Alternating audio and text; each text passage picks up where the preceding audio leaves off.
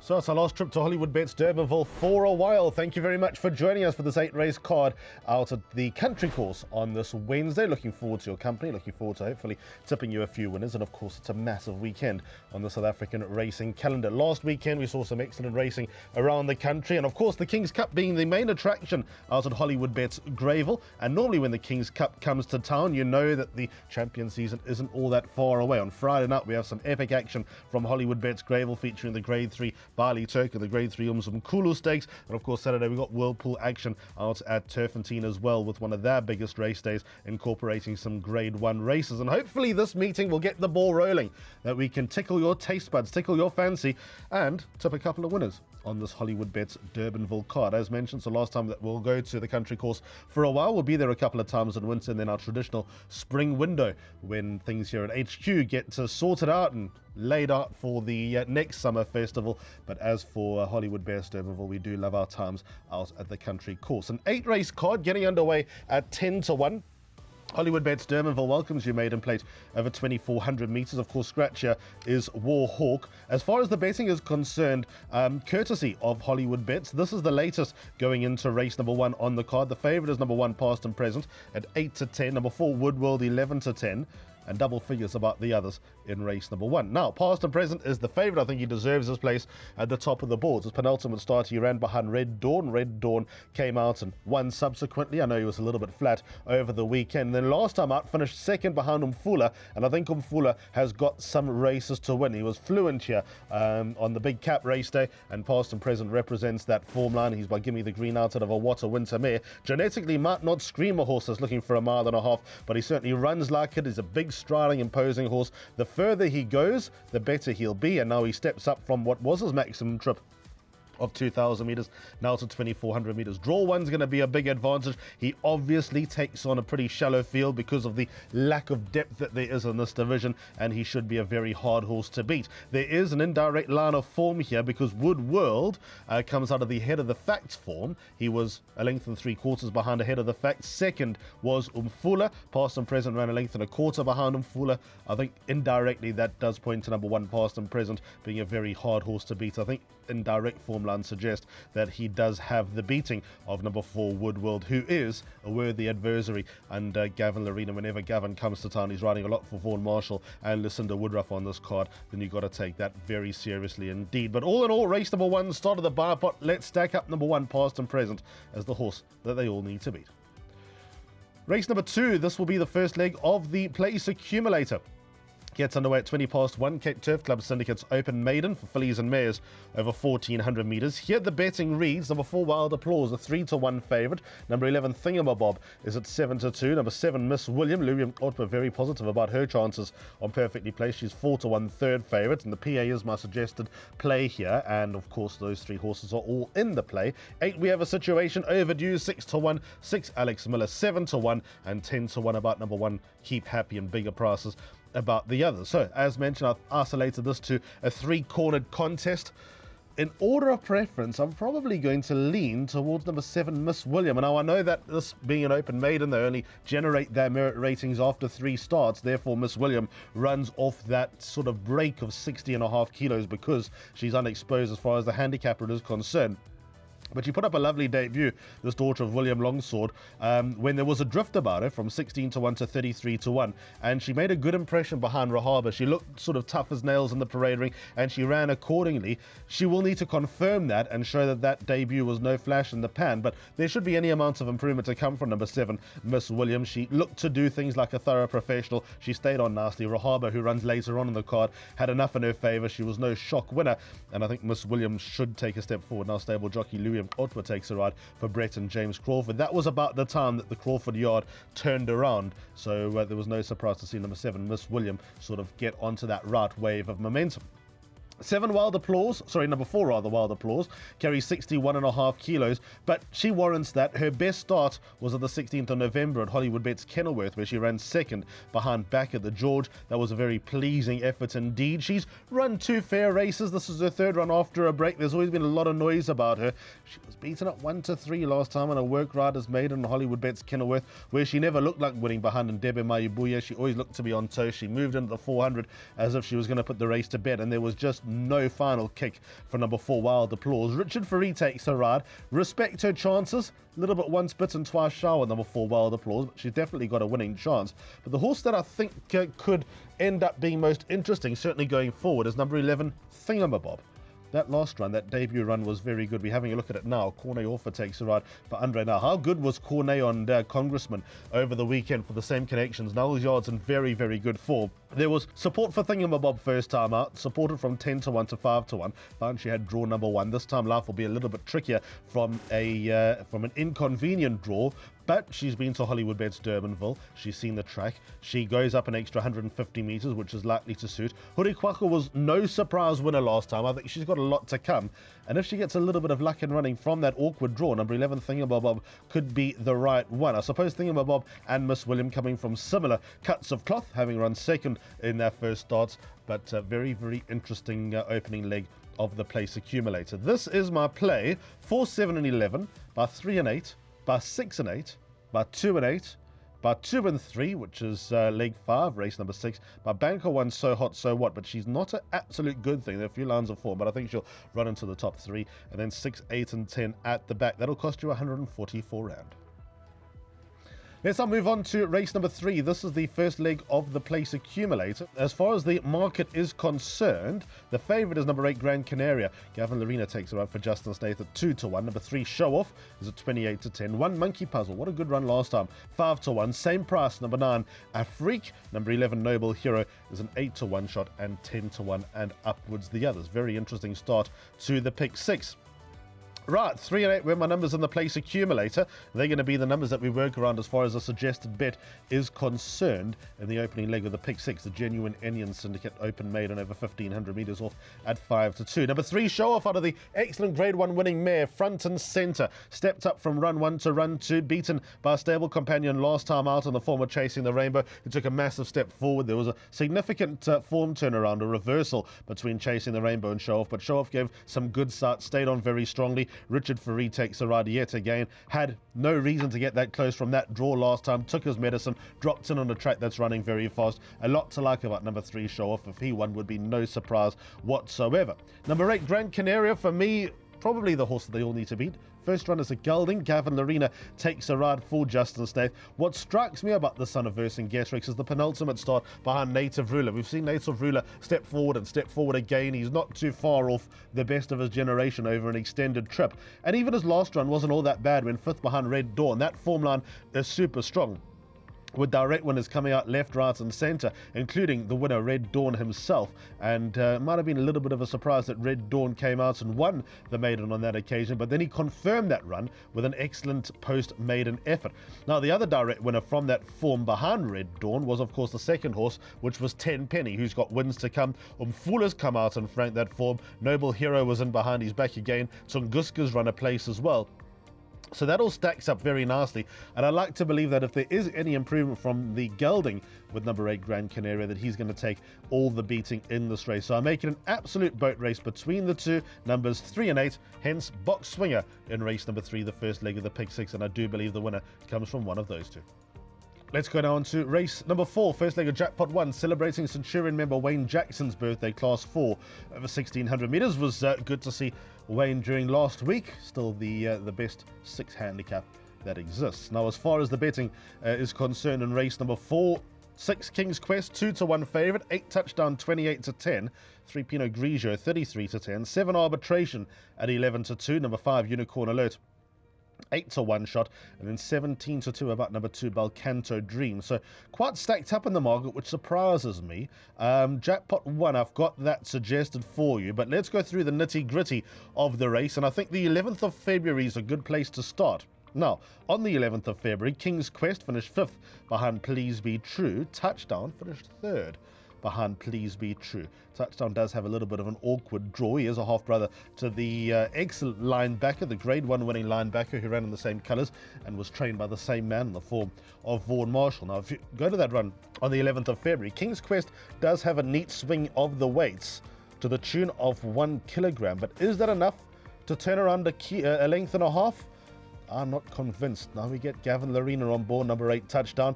Winning doesn't come too easy for the son of William Longsword, but he's just banging at the door. He's turned the corner of late since Vaughan dropped him back to 1,600 metres.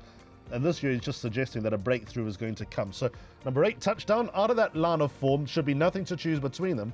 But I have an inkling that he's going to go quite well. His only career win has come at the country course as well, and that's got to count for something. And last time he was all over a winner until Okavango came from the clouds and snared him right at the end. Off a rating of 73, I know he got penalised for being a loser last time, but off a rating of 73, I'm of the opinion that once he wins, he'll win a few. Number 8, Touchdown. As for number 6, King's Quest, well, the argument is pretty much the same. Wherever Touchdown is, King's Quest should be right there on World Sportsbet in Cape Town Met Day. He came back from a break, ran a lovely race behind Legal Counsel, Please Be True, came out, was unlucky on that day, but came out and franked the form. Third run after a break. He's a lovely striking son of Quirari. He's got wins to come, does number 5, King's Quest. And then also mention for number 5, Unicorn Alert. How's this for a stat? Hasn't won in 498 days. Do you want to know who else in the race hasn't won in 498 days? Yes, Touchdown. They won on the same day. That was the last time that they won. They're both one-time winners. That is a frightening stat. But all the same, hinting that a former rival's just around the corner. Can we read anything into the fact that JP Funamava has chosen number 7, Arbitration? Won a weak maiden last time. I know he steps up in distance. He's probably looking for it. But I think number 5, Unicorn Alert, that consistency is going to serve him better. And I'm going to go with that as the right one in the Aquamarine. So, jackpot number 1, which I have suggested. I've gone 5, 6, and 8 by field. I'm looking for a result in the second leg by 1, 2, 3, and 4, by 1, 13, and 14 in the final leg of jackpot number 1. Race number 5 on the card is the start of jackpot 2. Racecape powered by Hollywoodbets Class 5 off at 3, 1,800 meters is off time, and I have absolutely no idea what to suggest in this race. As far as the betting is concerned, race 5, number 4, All About Ronnie, Des McLaughlin, very bullish on Perfectly Placed. There's a little hint for you, 28-10 favourite. Number 3, Summon Out City is at 7-2, 9, Mahandas, 9-2, 11-2.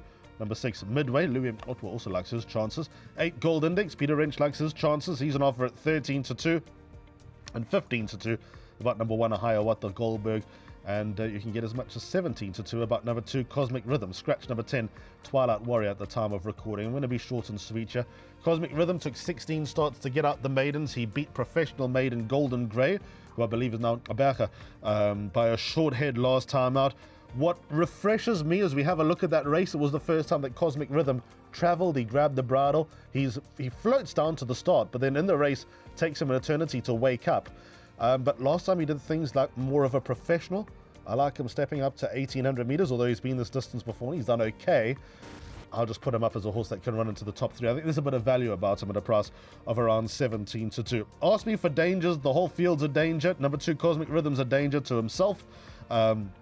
Not one that we can totally trust. I'm just going to motivate him as a top 3 selection. 4, All About Ronnie, as mentioned, Des McLaughlin, bullish about him on Perfectly Placed. Stayed on very nicely behind My Bestie last time out. My Bestie stepped up in division subsequently, so got to count for something. Midway also must acquit himself nicely. Gold Index under Grand Finico, also got to be some sort of player. But all in all, let's go each way. Number 2, Cosmic Rhythm. Race number 6, One World Syndicate D Stakes over 1,250 meters. A field of 9. Go to post, and Adam Marker's got a strong hand here. 33-10 the pair, 2 Tambourine Man and 3 True Horizon. Istrio, number 6, is at 7-2. He grows an extra leg at Hollywoodbets Durbanville. 4 Now the Boss, retained by Richard Faries at 4-1. 7-1 5 Cape Captain, and 17-2 number 1 Easy Money. Double figures about the other 3. It's difficult to draw a line in the sand in this particular event. So what are we going to do? Let's have a look at Tambourine Man's last win, when doing things unlike Tambourine Man, when going off to the front. He travelled so fiercely under Craig Zaki, and if you listen to Craig's interview afterwards, he said he wanted to ride him the way that he won at Hollywoodbets Kenilworth at his penultimate start, with a little bit of patience, a little bit of cover, but he just didn't want to know anything about that. So Craig threw caution to the wind, let him stride, thought that that might have been the wrong thing, was headed to the 400 and fought back determinedly to win. Aldo de Meyer takes over. Obviously, Craig is suspended. He'll be back over the weekend. And I think with the fact that this horse has now become versatile and enjoys Hollywoodbets Durbanville for good stats of the course, doesn't win too often, but that's just him. But now that he's come to hand, I like to believe that number 2 Tambourine Man has an opportunity of completing a hat-trick. He's no good thing. The stable companion number 3 True Horizon got to be bang in the race as well. If you go to the run on the 8th of March at Hollywoodbets Durbanville, finished a length behind, and now comes in here very favourably treated to the tune of 4.5 kilos. So that's got to be something in favour. That's a big pull in favour of number 3, True Horizon, to be fair. JP Funamav is always good for a winner at the races, so she's got to be banging the race. Just a one-time winner from 21 starts, a little bit of a worry, but she's showing good capability, and also the penultimate start to Electric Fields was well franked with her career best win over the weekend at Hollywoodbets Durbanville. I'd loathe to think that the race stops there, because 1, 4 and 6 also come into calculations. Easy money from draw 1. Louis Otwa 2 from 2 on the Dordra Patala Palace. Big player. May have found 1,000 metres a little bit too short last time out. Now steps up by 250. For now, the boss, like I said, retained by Richard Furry. And number 6, Iskrio, who is best at Hollywoodbets Durbanville. I don't think Gavin Larina will ride a horse as small all season, but he gets on board, and that's also going to be a positive step. So let's go with a boxed quartet. Yes, of these 5 runners, hoping that they get into the top 4. 1, 2, 3, 4, and 6.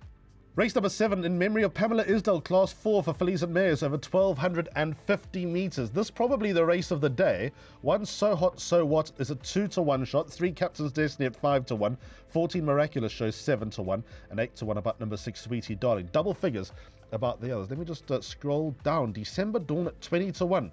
People have given up on December Dawn on the back of just one disappointing run. But what are we going to do here? Let's have a look at So Hot So What on the 15th of January. And the reason why we're having a look at the 15th of January, she beat Captain's Destiny, who she meets again. She beat Captain's Destiny by half a length.